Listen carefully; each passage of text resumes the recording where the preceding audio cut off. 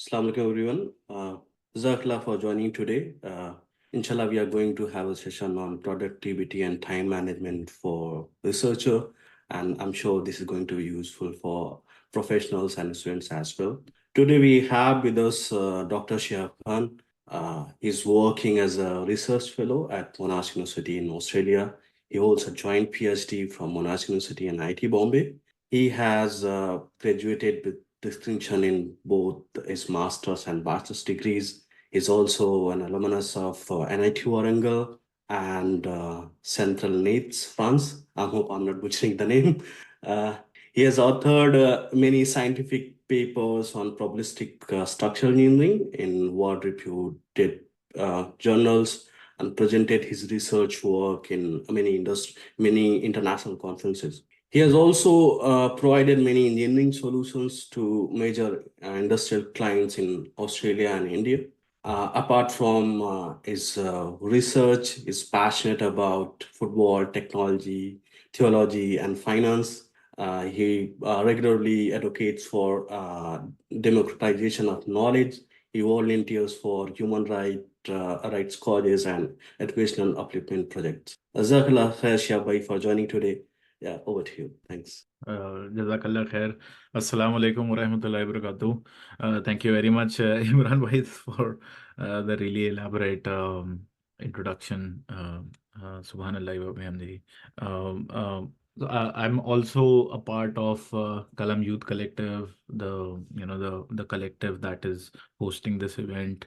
And yeah, thank you very much to the team for having me in here. So I'll quickly get to my presentation. So I Sure. think things so we Yeah, can. inshallah, we'll have a presentation and then Q&A session after that. Yeah. Okay. Thank you. Yeah. Thank you. Well, share my screen, Imran bhai. Just give me a thumbs up if everything's all right. If you can. Yeah. All good. Yeah. Imran bhai. Yeah, this all good. Yeah. All good. Okay. Bismillah ar-Rahman ar-Rahim. So, Assalamu alaikum, everyone. Um, uh, this this is such a fascinating topic for me because I've been involved in such kind of a literature from a very early age. I remember I used to read these business management books when I was like 8 or 9 years old, and the I spent a lot of my years absorbing a lot of the information that was out there, whether it was Tony Robbins, Stephen Covey, and many other famous people. And when I started my PhD, I think that was where I I realized that actually I really needed something to make sure that my time is well utilized and adequately utilized. I was really desperate for that, and fortunately I had a lot of readings done already from many years, so I was quickly able to identify the tools and techniques that I needed to uh, you know thrive in my PhD. And for me it was a very important goal because I didn't want PhD to be the only thing that I did. I wanted to do a lot of volunteering. I loved reading. I loved many other activities. So I always wanted time for those things as well. So that's where it helped me. So I'll quickly get to my presentation. Sorry, the date is wrong. It's supposed to be correct. I just compiled my presentation again. So what I'll do is I'll just, as all good presentations, they start with some setting some things straight. I'll try to set something straight before we get into this presentation. And then what I'll do is I'll talk about our relationship with time. That's a very important aspect, and you'll get to know why.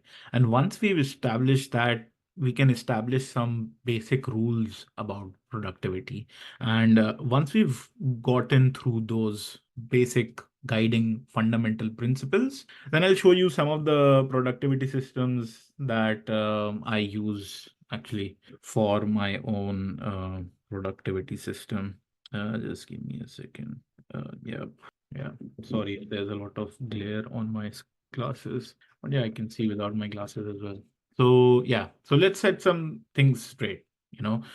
Firstly, in this presentation, I'll focus a lot on researchers, but I'm pretty sure anybody would find this beneficial. You know, if you are if you are working, if you are studying, whatever stage you are in your life, I think you will really benefit from most of the things that I'm gonna talk about here. But yes, so a lot of my examples, a lot of my discussions is geared towards researchers because I'm a researcher, and that's what we have. Right? Uh, yeah. So the other way is that this presentation is structured in a very different fashion. Now, uh, one of my biggest challenges was how to organize this information that I'm going to share with you. And in my past experience, what I found that uh, sometimes you need to just throw in a bunch of viruses. We've all been through the COVID phase.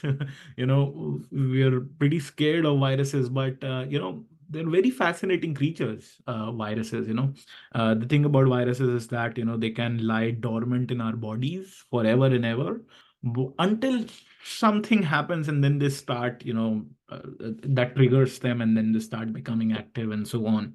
I believe that ideas are also like viruses, and ideas are, in my opinion, especially good ideas, those kind of viruses that we should be exposed to. It's good for our, it's good for our brains. So what you'll find in this presentation is that there's a lot of information. There's a lot of practical, ideas that you may or you may not want to immediately use. But in my opinion, if you can get away from this presentation with two items, two things that help you become more productive, that help you manage your time much more efficiently, I would consider that that's an hour well spent. So that's my job. I'm here to spread viruses, and I'm not going to take credit for most of the things that I'm going to present in here, except maybe that I've organized it, I've tested things out, and I also implement it, so I can actually vouch for them. So that's what I'm going to do. Now, if you will like this talk if you, let's say, feel stressed in life, and if you're a researcher, I'm pretty sure you're feeling stressed. If you don't feel stressed, your supervisor's not doing a good enough job. So if you feel stressed in your life, I think you will really like this talk. If you feel that there's always too much work and not enough time, if that's a feeling that you have, then also you'll probably like this talk. If you feel that you could do a lot more in life if you just had the time, if you just had a little bit more time, you could do really more amazing things, a lot more things, then I think you will also like this talk. You won't find this talk useful if you think you can do more, but you just can't find the drive to do it. Motivation, drive, that's not something that I'm going to focus on. So this talk assumes that you already have the motivation for whatever you are trying, whatever you want to do in life, right? If you feel that you just have too much time in life, but not the right work that gets you up, this is not for you. And if you feel that productivity and time management, this kind of discussion is just for a bunch of losers, what's the point of, what will you do with so much time? If you feel that this talk is not for you, and I've had my fair share of such people in life who say, this is just nonsense, come on, what will you do with so much time, so that's what's it. Also, if you find, now I am very much involved in tech. I like programming, I do many other similar things. So if you find some of the tech parts in the presentations very challenging, my sincere request to you is to just stick through it. Just absorb the guiding principles, underneath it. I'll try my best to highlight that this is probably very advanced, you don't need to get into it, but if you can just still absorb the guiding principles, if you're not a very techie person, if you're, let's say, not very much into programming and bash, or if you don't understand, if you don't know what Linux means, just stick through these technical parts of the presentation. I think it'll still benefit you. So let's get right into it. First, let's talk about our relationship with time. Time, such an important concept. If you're 30 years of age, you know, this is your life so far, and this is actually a concept from which is called your time in weeks, which basically was put forward by Brian Braun and his management consulting company. And here you have uh, a person's life in terms of month, and it assumes a 90 years of life, which is essentially for higher income and higher developed countries. So in India, the average life expectancy would be around 65 for men. Women live slightly longer.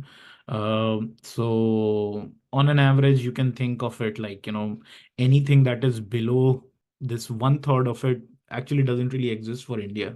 So this is your life so far if you're 30 years of age already, right? If you're 40 years of age, you see how the clock starts filling up, you know? So I I really find this imagery very powerful, you know. Um, I'm probably, yeah, I'm somewhere in between 30 and 40. So when I think of my life so far, okay, again, assuming that this is 90 years of life, I think so it's almost like half of my life is already gone. And when I think about it, like how much time would I take to recall that half of my life? I think 2 hours would be enough. Okay, maybe I'm a very chatty person. Maybe I'll take 6 hours, 8 hours. So what's my 30 to 40 years of life worth? 6 hours, 8 hours, 12 hours? And what about the remaining 30 to 40 years of life that's remaining? Um, you know, 8 more hours, 10 more hours, 12 more hours. I find this imagery very, very powerful. Time is there's no dispute about the fact that time is the most important thing that we have in our hand. And you know what? It's actually we may actually not live long enough.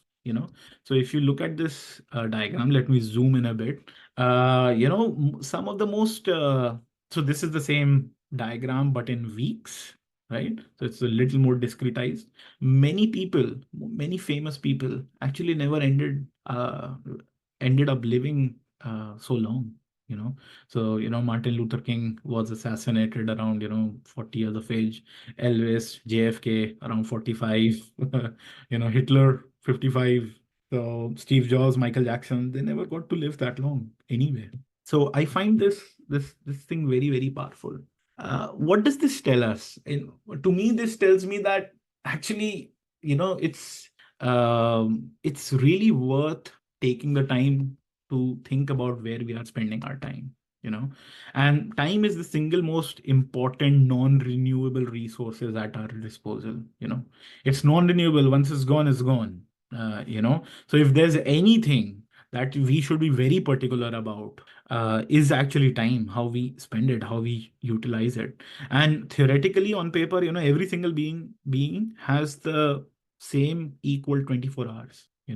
Of course, there are caveats associated with it. Bill Gates 24 hours are not the same as some guy who needs to work, who's on the brink of bankruptcy, who cannot take a vacation because it will just bankrupt him, put his family on the roads. So those two 24 hours are not exactly equal, but that's why it's in quotes. But we all have the same amount of time in our life. So it's extremely important, and that's why people say that killing time isn't murder, it's suicide. You're not killing time, you're killing yourself, because that's who we are. Time. And some wise guy said, you can do anything you want, but you cannot do everything that you want. you know uh, think about it. It's a very, very profound saying, right? That in terms of our potential, actually we can do anything. What's the max that's going to happen? So can we learn Chinese? Yes, we can definitely learn Chinese. It may take us 5 years. For somebody, it may take just 1 year, 6 months. But you can theoretically do it, but you cannot do everything that you want. You know, we this is another gross realization. So what's the crux that comes out of it? In my opinion, 80 percentage of time management is just finding a balance. It's making sure that the different areas of our life are balanced. So this is a concept which is called the wheel of life, and I've taken this from it's inspired from Tony Robbins. So think of our lives as a multi-dimensional area, whatever. There are financial aspects. We have to spend our time doing financial stuff, career stuff. We have to focus on our health.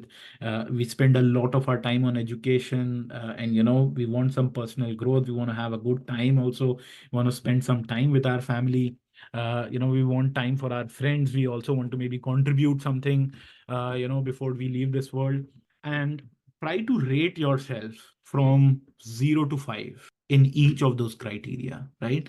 So maybe you're doing exceptionally well in your career, so 5 out of 5. But you know what, there's hardly anything that you've taken, any steps that we have taken for our health. Maybe we don't work out that often, we don't eat healthy, so maybe this is 1 out of 5, right? Similarly, education is very good, but relationships, we haven't really spent given giving that much time to our family. We could connect a bit more, so maybe a little less. So do this exercise whenever you have the time, and it's very powerful. It's just going to take you 2 or 3 minutes. Just do a rough sketch in your on a pen and paper, and then try to connect the dots, and then look at the shape that comes along. Okay, now this is just an example. So somebody is doing very well in finance and this not well in relationships. This is what comes out. Now think of it like, if this is the wheel of your life, if our lives are a car, and these are the kind of wheels that support that car, how do you think that car is going to go? Right? Probably a very, very, very bumpy ride. A lot more frequent visits to the hospital, not much emotional satisfaction at home, so it's going to be a very bumpy ride. And this is something that, if you do this exercise, is going to tell you that, okay, actually, I need to take some time and try to find my balance. It's all right if I don't do exceptionally well, but as long as there's a balance. And in that's where I think 80 percentage of time management is. It's essentially finding your balance. It's essentially being able to find the right things where we should spend our time on. And remaining 20 percentage is just prioritizing. You can do 10 things with your family, but you have to prioritize. Similarly, we can do 10 things in our career, and we have to prioritize. And I really like this powerful concept, the time quadrant. It was, I think, initially put forward by Stephen Covey in his book, Seven Habits of Highly Influential People, Highly Effective People, something like that. So he puts forward this idea, and like, we've all played those dart boards in our lives, like when we were kids, and we would try to hit the bullseye. This is where we want to be, right? You get the maximum point if you hit the bullseye. And as soon as we start moving outwards, we get less and less points, right? So think about time. Any activity, we can categorize it in two ways. It can be important or not important, and it can be urgent or not urgent. So these are two different aspects that characterize any activity: importance and urgency, right? uh, so for example, let me go from the outward quadrant to the innermost quadrant. What's something that is not important and not urgent? Probably spending 2 hours on watching reels on Instagram is probably not important, and it's definitely not urgent. There's no influencer holding our head, holding a gun to our heads, like, do this immediately. It's definitely something that I would put in this category. you know and sometimes, there can be things that are not important but they are urgent. Like, for example, you're at your home, your friend calls you that, hey, I'm in an accident, or I ran out of my car broke down or something, and I need your help. So it's definitely, like, or maybe they want to go shopping, and they need you there for some reason. It's definitely not important, but it's definitely urgent. It needs to be done immediately, right? What's something that is important and urgent? So, for example, taxes.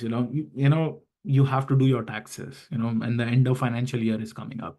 So it's definitely important because there are legal implications associated with it. If we do that on time, it's important but not urgent. If we delay it to the point that it becomes urgent, that's what is important, and now it's also urgent. Now, our our task when it comes to managing our work is to make sure that we spend most of our time doing things that are important but not urgent. This is where we hit the bullseye.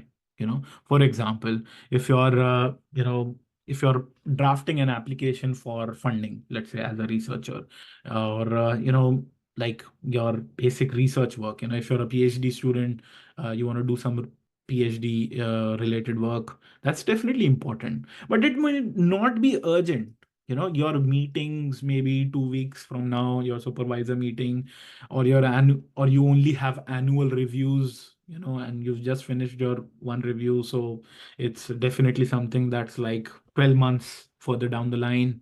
So it's definitely something, it's important. It's very important actually, but it's not urgent. There's no deadline there. And most of the times what happens is we delay important stuff to the point that it becomes now urgent, you know. So we've all been there, we've all been in the university that, we delay studying for the subject until, the exams come up. Now it's important and it's also urgent, you know that's what Stephen Covey calls the urgency addiction. That the only time that we can get things done is when they become urgent. But you know what's hitting the bullseye? It's doing things that are important but not urgent yet. You know that I think is extremely important, and this is what prioritizing is. We can do a lot many things, but from the multitude of things, we have to filter down to those important ones. Right. And since we're talking about priority, I really love this 80-20 rule. It has just become an integral part of my life. You know, 20 percentage of things give you 80 percentage of the results. It's a good heuristic. Don't hold me to this number, you know, uh, but uh, but it's a good heuristic when it comes to filtering down things. So, for example, if you decide that you want to prioritize your health, you can do a lot many things, right? You can start working out, you can start playing with your friends, you can start eating well, you can go hire a personal trainer, you can sign up for a online fitness program or whatever. You can do multitudes of things, but the real magic comes when we're able to filter down to those 20 percentage of those things, right? So maybe from 10, you just identify those two things that will just get you 80% closer to your goal, right? And this is a big magic, and this is something that we need to do in our research as well, especially, for example, which projects that we take up, which let's say if you're writing a paper, right? What is that 20 percentage of thing that will give you 80 percentage of the content of the research paper? It's probably your methodology and your results, but we spend a lot of time writing introductions, when the work hasn't even begun yet. So so that's where I think the magic happens with this 80-20 rule. So this is something that I use a lot in my life. And the next thing that I would say is, plan your ideal week in advance. Google Calendar is, or just any calendar app, it's one of the most underutilized tools, you know, and I'm really baffled how some of the most, senior, well accomplished scientists, when they show up late for meetings or they forgot that there wasn't an annual review, it's all because you're trying to rely on your brain. Our brain is not built for retaining information. That's the biological fact. Our brain is built for having ideas, for creative ideas, So what you ideally want to do is to free your mind from the clutter. So for example, what I do is in Google Calendar, I have my own ideal week, and I put in a morning routine. sometimes, so for example, during Ramadan, I was trying to memorize some surah. So this is where I fit that part in. Sometimes, I just like to sit in my backyard, have my coffee, and, have Umar Hishan's morning askar going on. So, that could be a morning routine. Or it could also be, something much more simpler, that you just go and get out of your house and water your plants, anything. So that's something that I put in there. And then 9 to 12 is like my focus work time. That's where I don't care about anything. I don't look at my phone, no email. This is where my number one most important project, that whatever that project may be, that I'm working on, that's where I spend my time on. And then, I know that there are a lot of emails.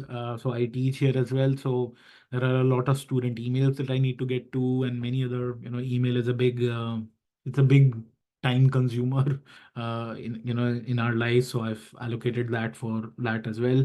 I like to keep 1 to 2 p.m. for lunch break, because it's also, very conducive for, many other things. And you also want to spend some time on allocate some time for your professional development, right? So whenever, so for example, as a researcher, it doesn't matter on what stage of your life you are at. You could be an early career researcher, or you could be well established researcher. It's extremely important that you spend some time just developing yourself as a professional. That's extremely important. It could mean doing some reviews, maybe you're reviewing some papers for some scientific journal. It could be watching some videos on something. Maybe it could be doing some course. Maybe you want to learn programming, maybe you want to learn new technology, maybe you want to read about some research area, maybe you want to listen to some podcast, or whatever that is. It's completely up to you, but you must allocate some time for professional development, right? So that's extremely important, right? And what so then I have an unallocated block, and then I have definitely allocated some time for physical activity. Now this is just my ideal week. Okay, don't hold me to it. I don't hold myself to it, but it's very important that you put it in there, in your calendar. And then if you have a look at this, I also keep one block for personal projects. So for example, you can easily identify that that the presentation for this session was developed in some of these time slots. It was before my bedtime routine starts. And I like my bedtime routine, because I have my bedtime routine as well. I take it seriously. And then on weekdays, I've put some more time on some personal projects. And then since, as I said in the beginning, like I'm associated with Kalam, so I also have some activities marked for my volunteering as well. So what I do is every Sunday of the week, I actually look at my week, my coming week. And then what I do is I move these blocks around. Okay. So for example, let's say, so in January, like I signed up for swimming lessons, and I was going there like in very early morning. So I moved my gym activity time to, between this slot, 8 to 9 a.m. Right.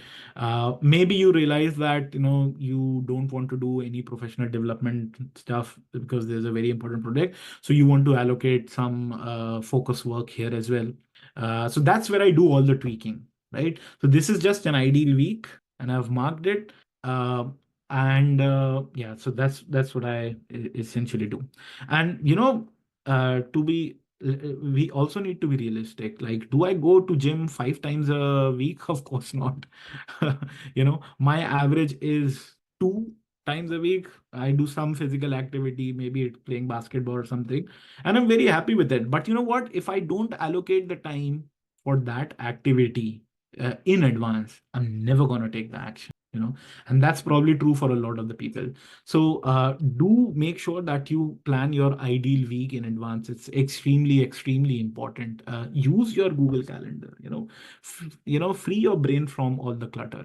And I also plan my year. So, for example, I have a yearly template, which is essentially, a Google spreadsheet that looks like this, in which it identifies which are the weekends, and those weekends are highlighted. And then, what I do, I'm sorry, some of the uh, things are blurred out here intentionally, because they're related to professional thing. So I just mark one very important aspect, whatever I'm doing right now. That's like, so for example, if I'm working on some project in these weeks, I would just mark it up. If there's a major conference coming up that I need to be there, I just mark it up. So this is something that gives me a big picture view of my year, and it helps me in my annual review as well. In December, I just sit down and have a look at my own professional year, like, what did I do, what did I learn, where was my time spent, because time will go like this. And especially if you're a PhD researcher, time will go like this. If you want to download this template, you can just follow this link. I'll share this at the end of the session as well.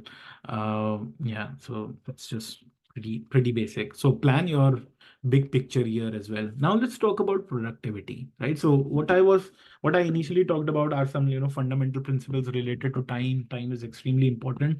Now let's talk about productivity. Now, productivity is a meta level concept, and that's why a lot of the people struggle with it. Like thinking about thinking, Uh, so so it's not really about doing things, right?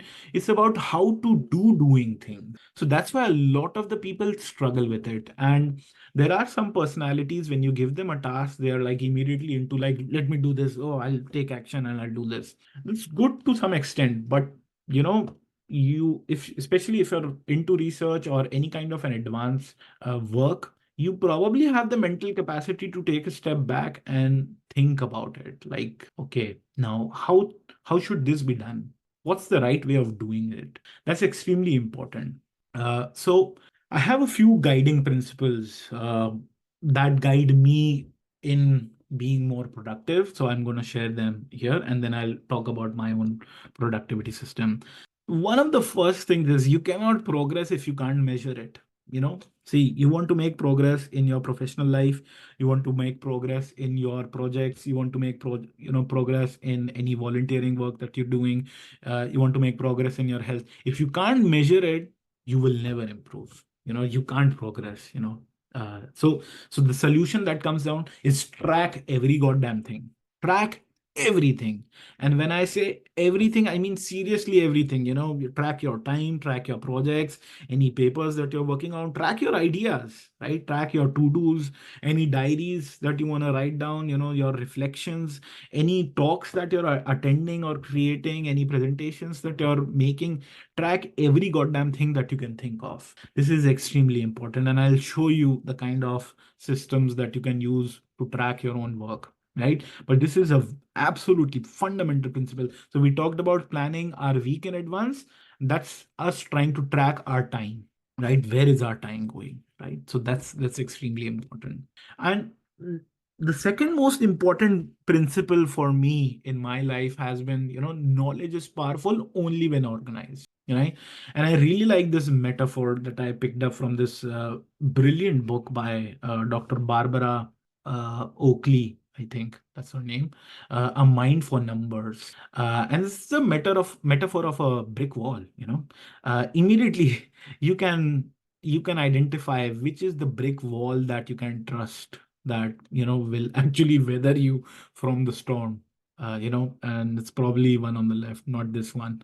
If you think this is going to save you, then talk to me afterwards. This won't work. So why is that? you know because it's organized, right? It's an organized, it's systematized. If you are in working in any kind of a, such kind of a high level work, especially as a researcher, you are in the knowledge business, right? You have to be a very avid consumer of information and knowledge, and probably also create. If you're especially if you're a researcher, you need to create knowledge. Knowledge is only powerful when organized. So when it comes to your readings, when it comes to your output, when it comes to anything, any your code, whatever you're doing, right? Or your analysis, you have to organize it. And you have to spend some time thinking about how to organize it. It's not just something that you just do. You get up and do. You have to take your time and get it done. My third most important principle is, simplify your workflow, right? Observe your work like an anthropologist. Like, what is this creature doing? What exactly is he or she doing? And then identify the patterns and simplify those patterns. Make your workflow easy. And I have to say, technology is your best friend. Some of our people, they take, they're so challenged by technology that they're scared of it. Oh, I don't know how to use this computer. Oh, I don't know how to use this, that. I don't know how to use Google Drive, or whatever that may be. Technology is your best friend. Human beings are unreliable. If you tell human being to do something, he'll probably, or she'll probably go ahead and do something else. But if you tell the computer, click, press A, it will give you A, in front of your screen. So technology is reliable, much more reliable than human, and it's your best friend. And in terms of simplifying workflow, you need to understand that you should never invent the wheel. It's already been invented. There's somebody who has already done this work for us. No need to start reinventing the wheel again. It will save you years of work. It's extremely important. And minimize decisions. I hate making decisions because what I realized in my work is that decisions, it's like a muscle, and it gets fatigued. The more decisions that you have to make, the more fatigued those decisions, that muscle becomes. So don't make decisions. Let's say if you are distracted by social media on your cell phone, then don't let yourself make the decision of not opening it up as the first thing in the morning when you wake up. Just uninstall those goddamn apps. Just minimize decisions. Similarly, minimize inertia. Like, for example, what I realized is, I had a lot of inertia, going to the gym and working out and all these activities. And I realized that a lot of that inertia was coming from not having my gym clothes ready. Because I think I just had two hand towels, and I was like, oh, I've used both of them. I can't use them again before I, go to the gym again. So I'll probably go next week. I just went there, bought some of the most cheapest hand towels, and just, kept a lot of them, essentially. So that just makes it very, very easy. So minimize inertia. That's extremely important. And low hanging fruits. Always identify the low hanging fruit, something that you can pluck very easily, and then go for it first. And finally, one of the most important guiding principles is, know your hourly rate. So that's something that I do is, I take up my daily income and I divide it by 10 hours, because that's the actual time spent working. And that's something that I call the upper bound hourly rate. And I picked this up from Ali Abdal's thing, but being scientist, we love to complicate things. So I was like, no, there is definitely an upper bound and lower bound in here. So if we divide it up by 10 hours, that's my upper bound rate. That's the higher rate. If I divide it by 24 hours, that's the lower bound. So if something costs less than that lower bound, then definitely, pay for it and save that hour. If something costs greater than that upper bound, then probably you should do it yourself and save the money. And if it's something in between, then it depends. It depends on things like complexity. If things are complex, then probably pay it and get it done. Save that hour. That's what I do. So, for example, recently what I did is I just tried to calculate, like, one of the most there is a supermarket chain that does home deliveries, and I was like, is it really going to save me money? So I used it, calculated my hourly rate, and you know what? It was coming out very close to the lower bound, and I was like, that's definitely money well spent. If I spend 50, let's say $100, and it saves me about you know 1 hour per week, that's like 50 hours, that's like 1.5 week. I'm super happy. That's like $100 well spent. And think about it, it's 1.5 week, it's close to 2 week of our life. And somebody asks, like, what should you do with it? What will you do with those 2 weeks? Do anything, play video games if that's something that interests you, or do volunteering, you can do many many many things. So this is something that I use a lot in identifying where I should pay the money, and yeah, save my time, because we can't do everything. So finally, let's come to the section, like, so these are the principles related to time, related to productivity, and I just want to give you some examples of the kind of things that I use. One of the good heuristics that I use is something called code, that was developed by Tiago Forte. He has a good book, a bunch of books actually, on productivity, and it goes. You'll find a lot of videos on YouTube that talk about build your second brain. So the whole idea is that you use technology, and then you create a system that augments your brain and frees your brain up from all the clutter, and you can use your brain for important things, like quality time with friends and family, or doing productive research work, or whatever you want to talk about it. So I like his acronym. It's code. It's capture, organize, distill, and express. So let's say you have an idea. One of the first thing that you need to do is to capture it. It has to be immediately captured. You cannot rely on it, and it needs to be captured in the system where you can easily access it tomorrow, right? So you first capture it. You capture all your ideas. It doesn't matter, just keep capturing it, keep capturing it. Then what you do is, once in a while, once in a week, when, let's say, when you're sitting on your desktop, you start organizing them. You start organizing your ideas, and then once in a while you just distill from those ideas, when you want to, let's say, you've brainstormed 5 or 10 such research ideas, for example, or any project ideas, right? And then now you've come to a point where you need to identify a project that you want to work on. So that's when you go back to your captured systems, and then distill. you know and then there's something called, Tiago also calls about expressing. I won't get to it. It's like, show your skills and show your projects and those kind of stuff.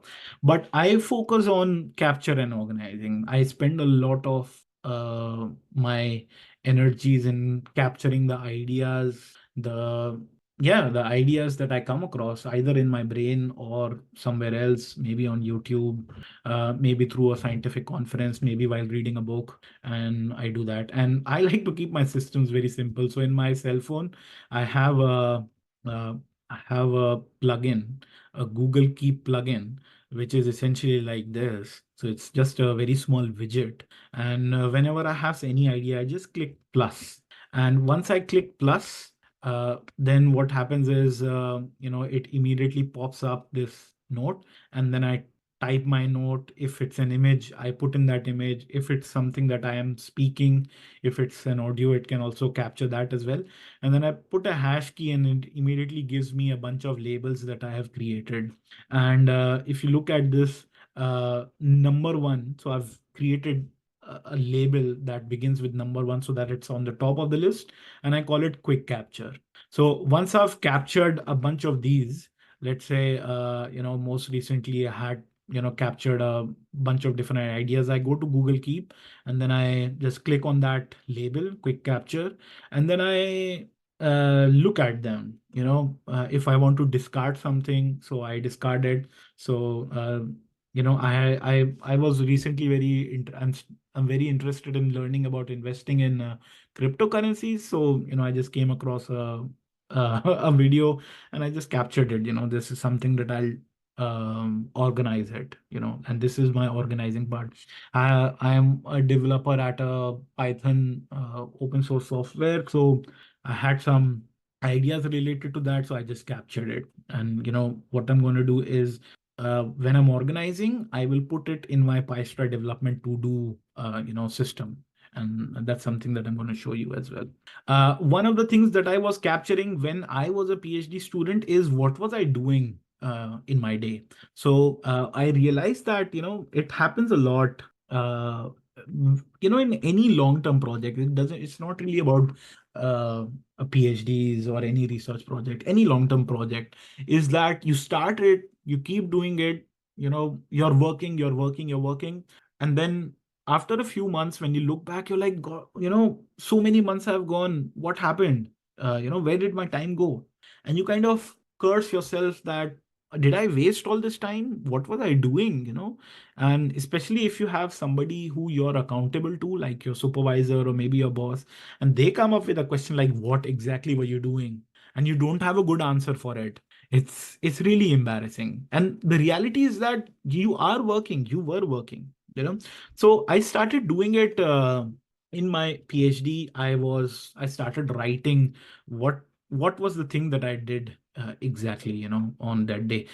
These papers that I read, I did some third pass reading, second pass readings, those kinds of things. I was working on some analysis. I was, doing some TA work. I always wrote it down, and I wrote it down in Google Keep because at that time that was the most simplest system that I had. And it helped me a lot. It helped me psychologically to tell me that actually I'm working, I'm not wasting my time. And it also helped me in identifying, actually, I spent a lot of time doing these readings, but they have no relationship with the task that it's at hand, and that's the power of capturing. So I became then very conscious about where I was spending my reading time on. Similarly, I capture a lot of my research ideas. So what you're seeing here is I use Notion a lot for capturing. I'm not recommending it, but it's a good software. I don't like to recommend proprietary software. There are some free and open source alternatives as well.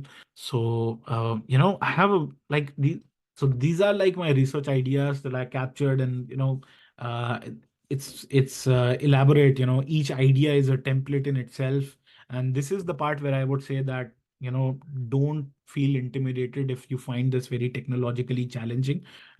Just get the idea. You don't have to use Notion. You can just use a Word document. You can just create a Word file as a template of whatever sorts, or you can do it on Google Drive, Google Docs, whatever works for you. It can be a simple note taking app. I use this, and each idea has some attributes, like who am I planning to collaborate with, what's the status, and in each of these page, at the end there is a research paper output. So and there is a method to research papers as well. So for example, there is the ideation stage, there is the analysis stage, there is the writing stage, and there is also the review stage. So I've created this as well. So this also pops up with every idea. So this helps me keep track of where I am at. I also project manage my career development, and this is something that I would recommend you as well, right? Start documenting your career. So, for example, I love learning.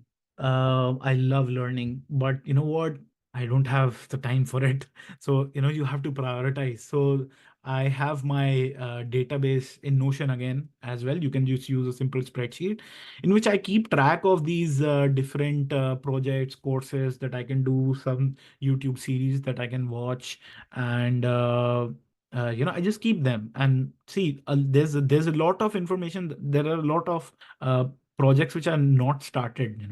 I haven't started these courses, series, whatever.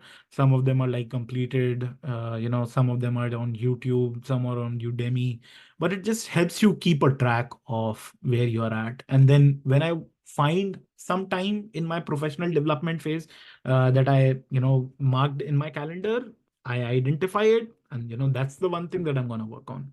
So it helps me a lot, and there's a lot of power to it. And I also yeah, I'm sorry, this is completely blurred out, but you see, I also keep a track of all the job applications that I've made in how many years. So I keep a track of them. I have all information related to the job title that was advertised, what stage did I go on to, what kind of preparation that I did, what is the salary that I put in, that this is my desired salary, uh, everything essentially, and over now it has come to a point that it has become a very, very powerful tool for me, because I go back and then I spend 2 or 3 hours and it tells me, it gives me so many insights that I don't even have any, I don't have words to express. And please, I'll go very quickly right now because I've already exceeded my time. Please manage your library. You and I love using Zotero. Inshallah, if I ever get the time, I'll definitely do one complete masterclass on Zotero. It's an excellent way of capturing quickly your research papers or any readings that you're trying to do, and it's just super amazing. You have to use it. You're in the knowledge business. You cannot afford not having something so powerful like this. And ditch Mendeley. It's free. Zotero is free. And use cloud backups a lot. I use Google Drive as my cloud backup. Um, I've even spent the time thinking of what my folder structure should be. And I would advise you also do the same. It helps you a lot. It looks like, man, somebody can spend so much of time thinking about it. Is it even worth it? I really find it beneficial. So I won't go into it, but yeah. And talking about simplifying workflows, what I do is I have a development partition I have a lot of machines that I work on. I have a development partition. So think of it like you have a folder, and that is the folder that contains all of my work. If I'm done with something and I'm like, I don't want to access it anymore, I put it into my archive, which is a system of a bunch of different hard drives. That's where I put it. But what this does for me is that now I can just sync this one folder, and then I can work from any machine. I can work from my laptop, my home desktop. I can work from my office desktop. I can just work from anywhere. And there are a lot of free tools also available for syncing this. So I really love that. And each of these folders is, it's already a Git repository, if you understand what I mean. So there is version control as well, but simplify your workflow. So maybe you can think of creating a Google Drive folder for your professional work or whatever backup that you can work on, any kind of a thing. And then that is the only partition that you have to worry about. You don't have to worry about what's in your downloads folder, documents folder. Just ditch about that. I also automate my workflows a lot, and this is a bit advanced, but I am into Linux, so I have a bunch of shell scripts that help me with a lot of automation. For example, I can deploy these bash scripts and I can get any new laptop ready for my workflow in less than 2 hours. And in my work, this means a lot. So if my machine goes down or if something happens, I have to format it. I don't have to worry about it. I can just format it. This is the folder. I have a number of different backups and redundancies, and then I can get this machine ready in just less than 2 hours. All of my systems, they look exactly the same with exactly the same wallpaper. I minimize decisions. And I also use templates a lot. So I have templates for my writing, templates for presentations, templates for a lot of different things. So whenever I want to create, let's say, a new presentation, I don't scratch from zero. Again, this goes back to the point of not reinventing the wheel. I deploy this template and then I begin from there. So this is something that I would recommend you as well. Think about what are the parts of your workflows that you can create a template and keep using it. Manage your emails. Use filters. Email is a monster, and this is something that you need to be on top of. It's a great way of communicating, but at the same time, it's a monster. So filter things out. So for example, I subscribe to a lot of reading, uh, websites, blogs, and scientific reading, scientific journals, and I just archive them. Whenever I want to access them, I know where to access them. So it's just one click, and it does not clutter my inbox. And see, at the end of the day, you will encounter procrastination. It's something that we struggle with, especially when we are in a student phase. So that's something that I will recommend, that you use Pomodoro technique. Is essentially working in 20-25 minute chunks and then taking a quick break. It helps you get over that procrastination phase a lot. And if you're still struggling to start, lower the bar. you know Lower your expectations from yourself. You just need a good enough start, lower the bar, keep the standards low if that's something that you are struggling with. So finally, uh, is it all worth it? Is it all worth it? Uh, I I guess it depends on the kind of person you are and what you want to do with your time. I have benefited from prioritizing time management and productivity a lot, and there's a lot of good information out there now. I I was able to do a lot of things during my PhD that I wouldn't have been able to had I not prioritized my and taken care of my time and my efforts. So is it worth it? Um, I guess that's for something for you to answer, and maybe for you to find out, is it even worth it? I would definitely recommend yes. Yeah, I'd be very happy to connect with you on LinkedIn. So yeah, if you are attending this, please, very happy to connect with you. Do give me a connection request. Just finally, some readings. So my personal favorite is Anthony Robbins' Awaken the Giant Within. So this book is essentially about how to run your own brain, and I followed this book as very very diligently. I did everything that was in it. I really trusted in, and I got the results from it as well. So this is something that I recommend to everyone, and yeah, I would highly recommend this to the audience as well. This is the classic book on productivity. If you're talking productivity, you have to mention David Allen and his book, The Art of Stress-Free Productivity. It's just amazing. It's just amazing. If you just read this book, this will, really help you a lot. This is just one of the best books there are on this. I really like this book as well, A Mind for Numbers. It's essentially, I would recommend this to researchers here. It's essentially about what is creativity, what's the biology behind being in this creative knowledge business, and it will help you a lot, this book, and Learning How to Learn by the same author, Dr. Barbara Oakley. So I really love these books a lot. And finally, thank you very much. And I'm very sorry I exceeded my time. As always, I'm very sorry about that. But I hope you found two or three ideas that you can definitely use for your own personal benefit. Thank you. Jazakallah khair. Jazakallah Shihab for such an informative and comprehensive session. And how do you basically manage your professional life and stay top of the productivity level? So there are a few questions I have got, and then we'll also take questions from the audience. So the first question is basically coming from the uh, PhD phase. So when you're in PhD, it requires a significant time commitment and your mental energy, right? So and sometimes it conflict your with your family obligations and your relationships. So how we can manage these conflicts effectively, and your PhD research and maintaining with your healthy family life. Yeah, and I think I'm in that phase where my wife is doing her finalizing her PhD, and we have a growing family, alhamdulillah.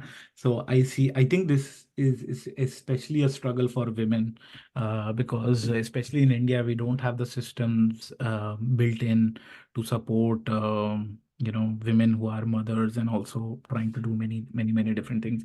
But yeah, this is again a big challenge, and I would again fall back to the same principles that I've already Mhm. laid out, which is essentially, identify the low hanging fruits, find your balance, and then first, track your time. If what's the most important thing would be like, what exactly is the thing that is stopping us from having quality time with our family and fulfilling our obligations there. So, for example, in my personal life, so here in Melbourne, it's just me and my wife. Uh, we uh, so chores, household chores are a big thing. Cooking food is a big thing. So we got together and then we built systems. We have our own systems in place that help us essentially manage the house and manage the cooking in a way, because we are both very foodies. We love to eat really awesome food as well. So that's something that helped us um spending some time how to batch the cooking and many other things. So you have to identify what exactly is the is the reason why you're not able to have that quality time. And I have to say, some of the work culture in many of our research groups is just bad. It's Yeah. extremely bad. I see some of the researchers, they go, they have breakfast, and then they are in the lab, and then they have dinner and they're still in the lab. I'm like, are you really working?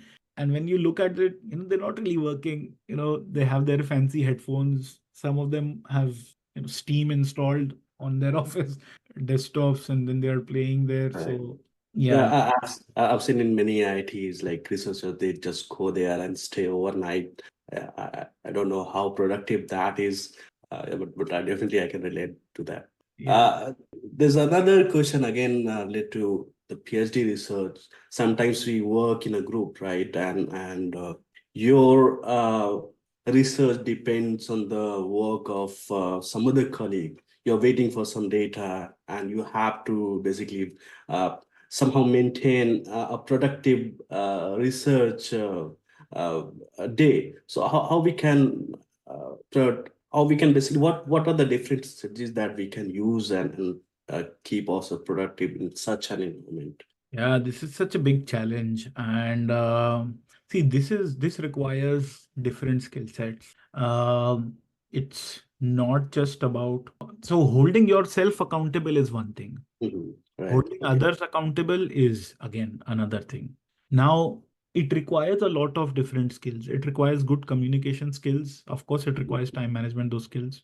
But what I like to do is, see, whenever I have meetings with my colleagues, I always write down minutes of the meetings. And you know what? I just email them with tasks and deadline. So whenever we have meetings, I also put forward this question, okay, like what's the deadline you think that you need to fulfill XYZ task. And Right. since that deadline is coming from them, they can, definitely, you can hold themselves accountable. So that's something that I do a lot.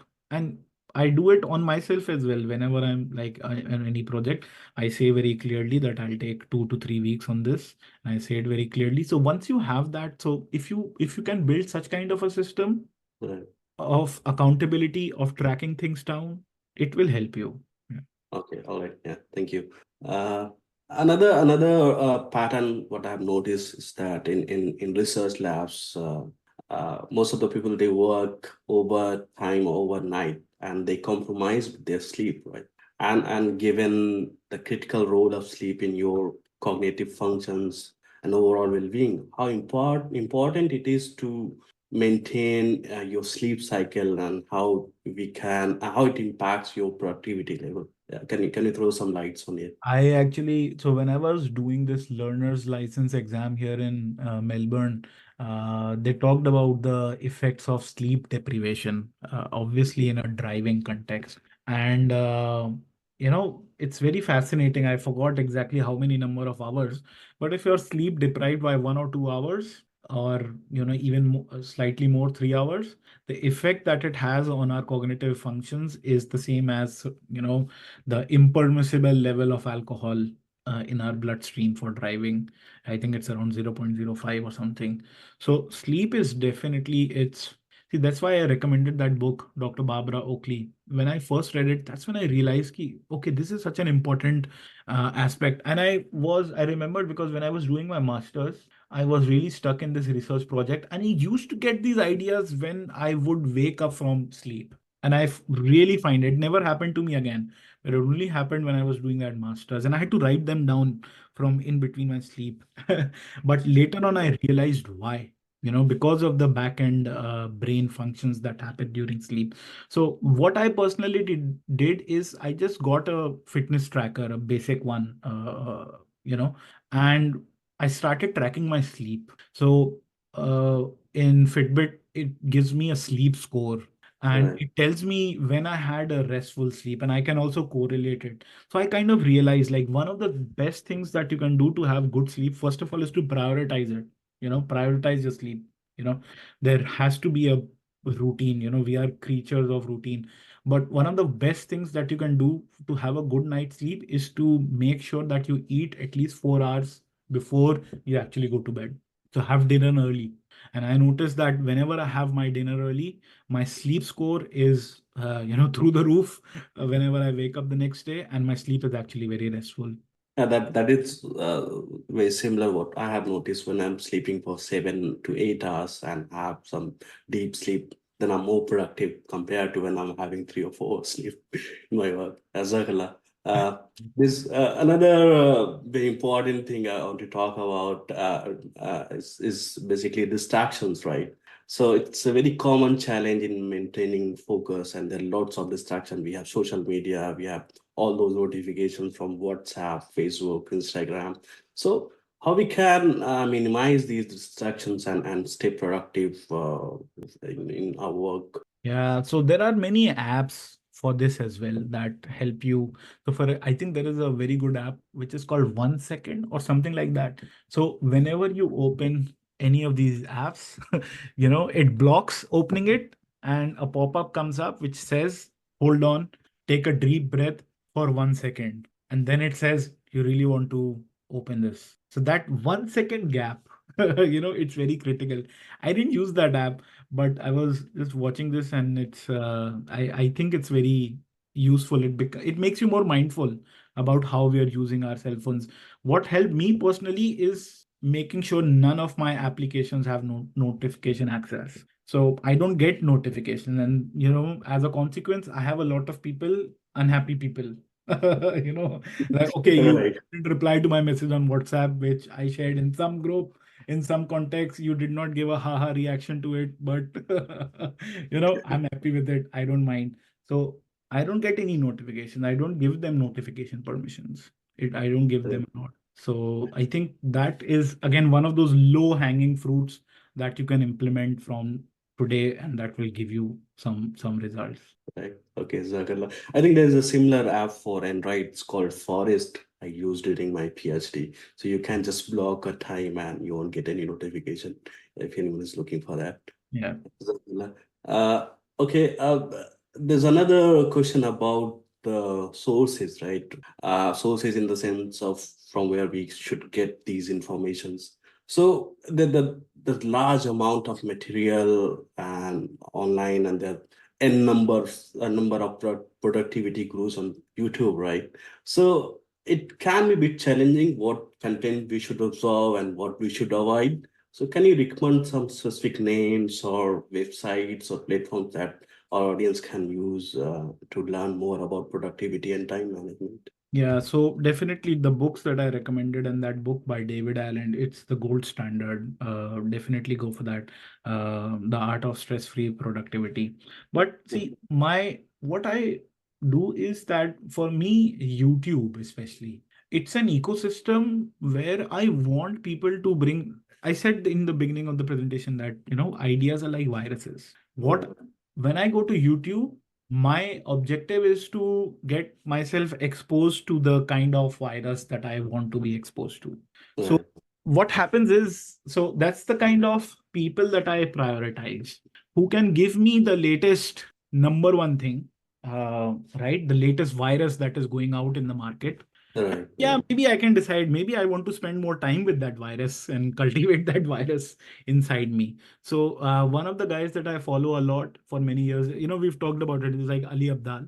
Yeah, yeah. Right. So, for example, that guy, Mhm. I watch his videos very regularly. He recommended and he mentioned this book, 4 Hour Work Week, a lot in many of the videos. I never came across that book recommendation from anyone else. If I open Audible, and coming from India, if you go to Audible or Amazon, if you look at the bestseller list, it's Yeah. it's very problematic for many many reasons that cannot be explained in here, but it's very problematic. So who gives you that idea? So that's the kind of people that I follow. And what happened is, as a consequence, I ended up reading that book, and that Mhm. book just that book is again a collection of viruses. I absolutely love that book, and I would recommend it to everyone. It's called 4 Hour Work Week. just changes your mindset. So definitely Ali Abdal is one guy that I would recommend, because he does book reviews, he does many things. And apart from that, I would totally recommend that David Allen's book. That's a book worth spending GTD. time on. Yeah. Jazakallah khair. So there's another, I think it's the last question from my side. It's about social obligations. So sometimes we are too involved in our personal and professional lives. We don't get time for social, to basically contribute to the social causes. So initiatives such as QIC, how we can so it, how we can uh, put aside some time to contribute to the society and be ourselves more socially active. Can you yeah, throw some light on it? Because you're also contributing to QIC and some other socially social projects, right? So how do you manage these projects as well with your professional life?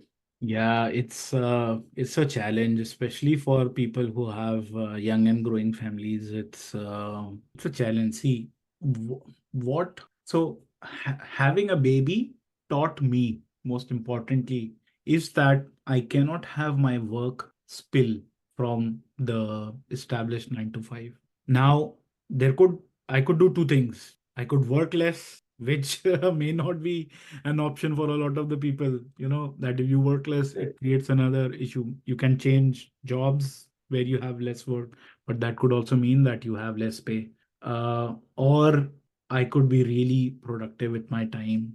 So that's something that I did, like, to make sure that my 9 to 5 is enough. And then what I do is I outsource. So one of the most recent things that I outsourced is Mhm. is vacuuming. So what I did is, again, I went to my upper bound and lower bound calculation, and then what I did is I tried to estimate, if I get a robo vac and it does 90 percentage of the job that a human does, because vacuuming is like my task at home. Right. How many hours it's going to save me in my year. So I did all the calculations and I was like, no, I must get this. And my wife Sanya was like, oh my goodness, you're now this is just blown away. You're just spending money for the sake of spending money.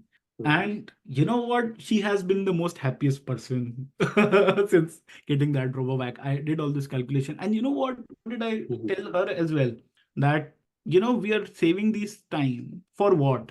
Let us spend this time on making our akhirah, you know. And Right. this is a concept that is very deeply embedded in Islam. So, allazina hum fihi al-laghwi mawridun. Surah Al-Mu'minun has this ayah which describes believers as those who avoid lahu. Lahu is something that does not benefit your deen and dunya both. So it is in the nature of the believer that we avoid this. And what I personally feel is that we have zakatul mal, we have zakatul fitr. There is something called zakatul waqt as well. That's what I think, that we have to spend some time on. And especially, we have some excellent people in our community, but uh, obviously it's also our job to give them that platform to come and contribute to the community. But it's also on each of us individually that we are able to find these avenues to contribute. This is We must have something. And it's, again, it goes back to finding your balance. I saw in my life many people who found their balance by just volunteering to teach at some orphanage. And I was very fascinated by that, because I'm the productivity guy, right? I'm like, okay, why teach one guy, you know? Right. Yeah. But I learned to appreciate it. And see, this is a challenge. So what I would suggest to anybody who's like struggling is that think of some creative ways like this. Like, for example, this one thing helped us a lot. The other thing that helped us is, again, ordering groceries online simplifies stuff. And especially, it's not like India, like you go there with your two-wheeler, you stop right at the doorstep of your shopkeeper and it's like, bhaiya, dhania dena. And it's like, and you take it and you go. You can't do it. So you have to batch these things out. So that's what it helps me. And my wife is also very active in volunteering. So we we both actively try to make sure we allocated Sundays as a time that we will definitely spend on something. We do things that we can do manage easily. So, for example, an online session like this is something that we can do with much less effort right now compared to going to the masjid and doing something. So, yeah. Jazakallah khair. There are a few questions from registration, and if anyone has question, they can unmute themselves and yeah, ask here directly. Let me first take one or two questions from the station. So this is really good. What we contribute in our society as being of a Muslim researcher. Yeah. So, see, the thing is, it's the people who contribute to the community are not just people who are actually at the forefronts and who are currently in jail also for raising up very basic human issues that are also related to our community in India. It's not just them. There are always people who are supporting them in the background. And one of the biggest recommendations that I do people say to people is to create your networks. Create small networks. Create 5 people. If you if create a group of 5 people, you will find many opportunities to spend your money. You will reach out to communities that are working on volunteering. So I did a lot of volunteering in my life alone, and it was not that impactful. Uh, so reach out to them. There's a lot of community. The thing is, especially as researchers and scientists, society has a lot of trust in us. So, for example, there was a study done in which scientists and university professors were one of the most trusted occupations in the among that were ranked along with doctors and nurses. So society trusts us because we hold ourselves to very high ethical standards, right? And look at Noam Chomsky. He's an academic, right? He's an excellent linguist. His theories are mind-breaking, but he's also a huge advocate of some of the most important causes. So this is called pressure groups. We can have many pressure groups. You can have pressure groups in your universities because there are um, efforts to eliminate Muslims, especially right now because it's the fashionable thing, from public spaces, and public spaces include your companies, our universities. So we can act as pressure groups, and we can offer some resistance that no, this should not be done. Sometimes you need somebody to actually say that this should not be done, and unfortunately, we don't have that. So yeah, that's something that I would say that Right. yeah. Jazakallah khair. There's another question from Anas Bhai. How Yeah, maybe mute. maybe we can unmute. So sorry. Yeah. Yeah. So this question is about how to utilize your time in a right way to skill you to develop any skill. Yeah. This is from Anas Bhai. Yeah. Okay. So go back to the same thing, like prioritize, allocate time, prioritize, make sure that it's really worth it. No, I am somebody who loves jumping into the next thing that can be learned. But I've started taking the time to take a step back. Is it really worth it? So it's a very vague question, but Yeah. I would give you these generic points that just follow some basic things. Yeah. Jazakallah. I think we are almost time. We can wrap this up. If anyone has any question, we can take. Otherwise, we can wrap this up. Okay. Yeah, Jazakallah everyone for joining and Shihab bhai for giving such an informative session on productivity. This is really helpful. I'm sure audience will find useful, and I'm going to use personally some of the tricks and tips that you have shared in my research life. Yeah, Jazakallah khair. Jazakallah khair, bhai. Yeah. Thank you very Assalamu much. alaikum. Assalamu alaikum wa rahmatullah. Yeah, Inshallah, Jazakallah we'll khair. email recording and other material. Yeah, Zak. Amazing work. Thank you.